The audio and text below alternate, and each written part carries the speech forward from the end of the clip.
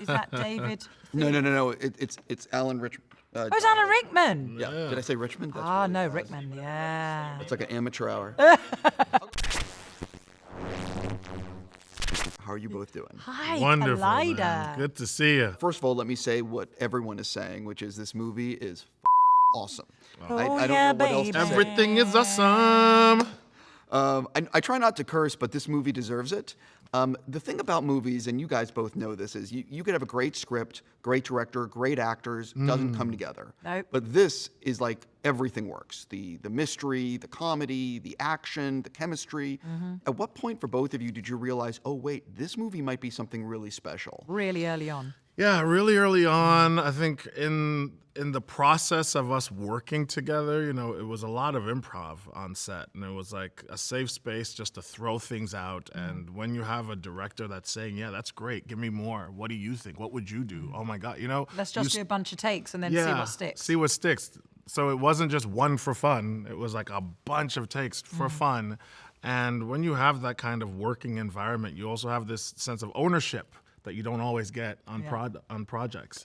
So you always know that it's special when that happens. But that came from David, Leitch, and from Ryan, you know, producing together. They have an ease together. And so when you go onto a set, like my first day on set with them, there was David there, Ryan, Kelly McCormack, our producer, all of us just literally brainstorming about who Gail should be. Yeah. And so lovely that they barely knew me, but they were like, what do you think? And you tiptoe into it. But once those conversations have happened and you know that they've totally got your backs, then you just run and go. This is probably the most important question I'm going to ask today. Come on. What do we need to do to get Stunts nominated for, you know, in the award talk, Academy Awards, everything? Yeah. We Well, need allyship. You know, we need everyone to be talking about this. We need amplification. We need everyone to understand that recognition makes everyone count. And when people count, they do better work. When more people are invested and everyone's invested, there becomes more oversight. So now everything is better. It becomes safer. And stunts, a big part of it is the safety, right? So one of the biggest genres that shares movies to the entire world is action. The action genre is the backbone of this entire industry. And who makes that happen? The stunt crews. So you can't ignore them. They count. but I'd love to know, you know, when these awards are decided upon, why is it other departments are seen before them? It's completely ludicrous. I love that in the movie they talk about it. Yeah. You know, the characters acknowledge it. And I really do hope that this is like a springboard to more people talking about Absolutely. it, to get people, you know, deserving of their craft. Yes. So I definitely have an individual question for you. You're playing a stunt coordinator in a movie about stunt coordinators and the and how important stunts are. So how much pressure is that when you're surrounded by like the all-star lineup of stunt people? I mean, I think it was less pressure and more excitement and more learning. I had no idea of how much responsibility it took to be the stunt coordinator on a set. So coming from an acting background, I'm just responsible for my piece, right? I'm just responsible for my stunt and working with my partner. But watching the stunt coordinator, which was Chris O'Hara on our set, watching him protect the entire set, you know, make sure that everyone's outside of a blast radius, making sure that everyone gets home safe, not just the actors, but your extras, every single person, and doing that with a smile on your face. I'd never really fully contextualized it, and that was a great opportunity for me. Individual question for you. Talk about the challenges of working with the Badger. I mean, she was a challenge. She was a challenge, but informed me how I wanted to take the character. I had known a director/producer that was entirely self-absorbed and definitely not there for the greater good, ultimately, with far too many yes men and women around them.